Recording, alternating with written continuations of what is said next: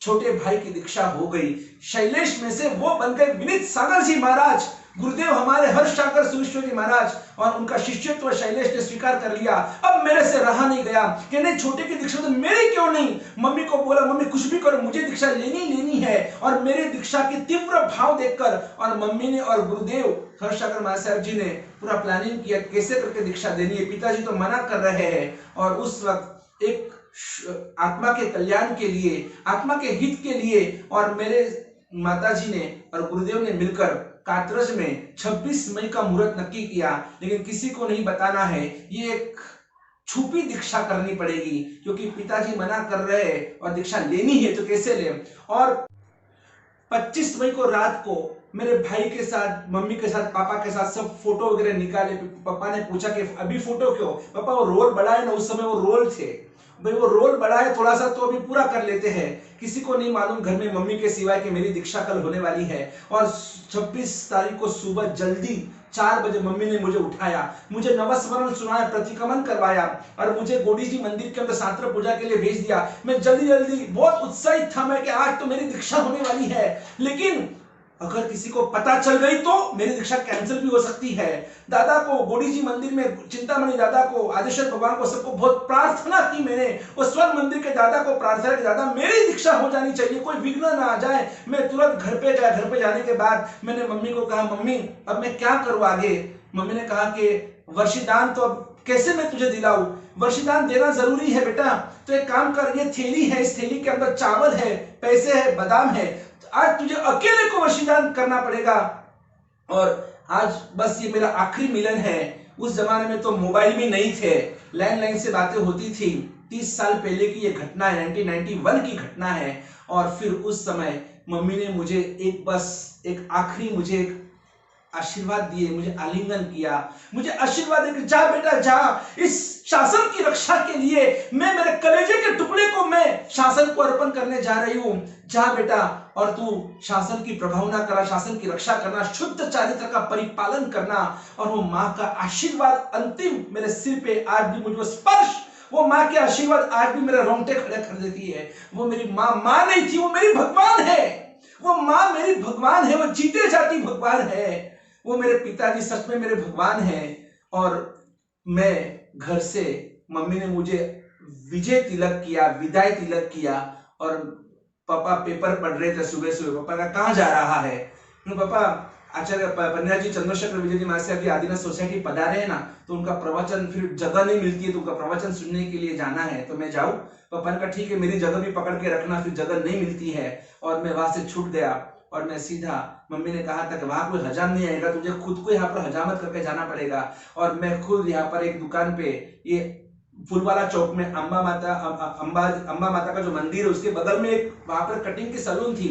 और मैं वहां पर, मैंने उस कटिंग वाले को कहा कि भाई जरा मेरा कटिंग करना है, पूरा सब बाल निकालने लगा। उसने मुझे पूछा आपको दीक्षा लेनी है क्या? मैंने आपको क्या मालूम कि 3 दिन पहले छोटे से बच्चे का मैंने ही मुंडन किया था। हाँ, वो मेरा ही भाई है, बस तो जैसे उसका किया वैसे मेरा भी करना, थोड़े बाल रहने देना। उसने फटाफट मुंडन किया। रिक्शा में बैठकर मैं नाकोड़ा धर्मशाला के रास्ते से सीधा मैं कात्रज निकल पड़ा। रास्ते में मम्मी ने मुझे वर्षीदान के लिए चावल दिए थे। वो अकेला वो चावल ऐसे वधाते चावल सब बाहर लाते और मैं आगे बढ़ रहा हूँ। लोग समझते कोई पागल है इस रिक्शा में बैठा हुआ, इस सर पे कोई बाल नहीं है, मुंडन किया हुआ है, छोटा सा बच्चा है, पागल लग रहा है, पैसे फेंक रहा है, बादाम फेंक रहा है, कुछ क्या क्या फेंक रहा है। लेकिन फिर भी मैं तो एक बहुत बड़े उत्साह के साथ, और मेरी गति आगे बढ़ रही थी और इस चारित्र की ओर। और मैं सीधा कात्रज पहुंच गया और वहां पर आचार्य भगवान को जाकर सीधा मैंने कहा कि गुरुदेव, दीक्षा की भिक्षा लेने आया हूं, दे दो मुझे रजोहरण। अब एक क्षण भी रजोहरण के बिना नहीं रह सकता हूं, गुरुदेव मुझे दीक्षा दे दो।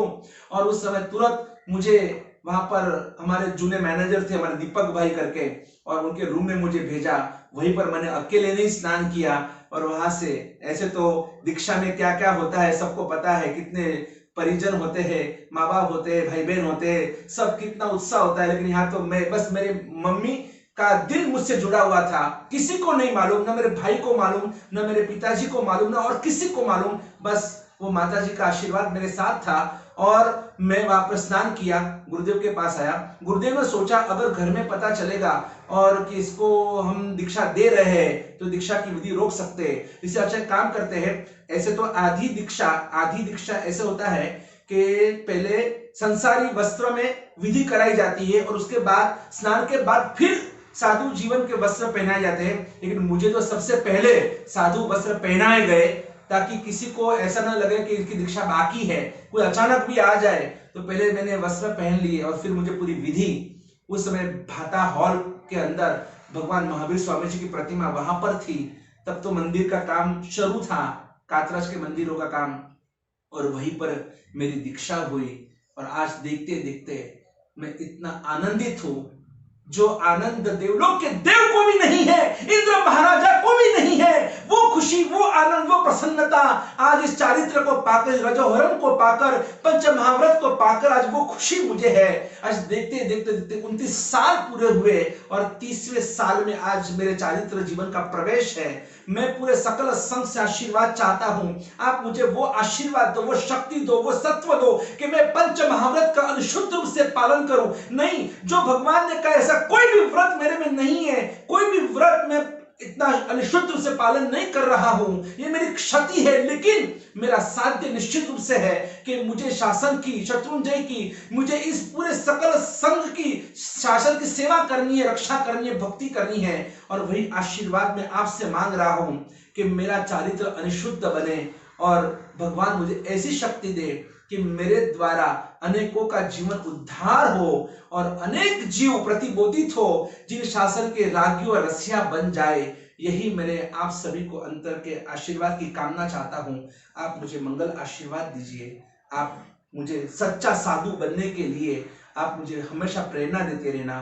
मेरी कोई भी गलती हो तो आप मुझे कहते रहना, क्योंकि आप मेरे माँ बाप हो, आप मेरे उपकारी हो, आप मेरे लिए सब कुछ हो। ये विश्व पूरा मेरा उपकारी है। सभी उपकारियों को अनंत अनंत अनंत वंदन करते हुए कृतज्ञ भाव से मैं अनंत पंच परमेश्वर भगवंतों का स्मरण कर रहा हूँ। मेरे अनंत उपकारी गुरुदेव आचार्य कौन दौलत सागर सुरेश्वर जी महाराजा, और जिनका मैंने शिष्यत्व स्वीकारा है, ऐसे मेरे परम अनंत उपकारी गुरुदेव श्री हर्ष सागर सुरेश्वर जी महाराजा, सभी को मैं अंतर से अनुमोदन के साथ पुनः पुनः वंदन करता हूँ। जय गिरिराज, जय गुरुराज, जय आदिनाथ, जय महावीर। ओम ह्रीम नमो चारितस्य, ओम ह्रीम नमो संयम धरस्य, ओम ह्रीम नमो लोए सव्व साहुनम। त्याग सारो, त्यागियो सारा ने त्यागनो मार्ग सारो। आखिर तो जिंदगी में सुखी बनना है तो यही चारित्र का मार्ग, एक ही मार्ग है कि जहां आप जिंदगी में सच्चा सुख, सच्ची शांति और सच्ची राह आप प्राप्त कर सकते हो। इतना नियम आप सभी भी मन में निश्चय करना। जन्म्या था त्यारे वगर कपड़े जन्म्या था, जन्म्या પછી તો દરજીના ટેલરના કપડા પહેરીને આપણે જીવી રહ્યા છીએ, પણ મરતા મરતા મરતા પહેલા તો સાધુના કપડા પહેરીને જ મરવું છે, ભગવાનના કપડા પહેરીને જ મરવું છે। આ સંકલ્પ બધાનો હોવો જ જોઈએ। જય गिरिराज, जय Adinath. Please subscribe our channel Virag Kranti Vani and press the bell icon.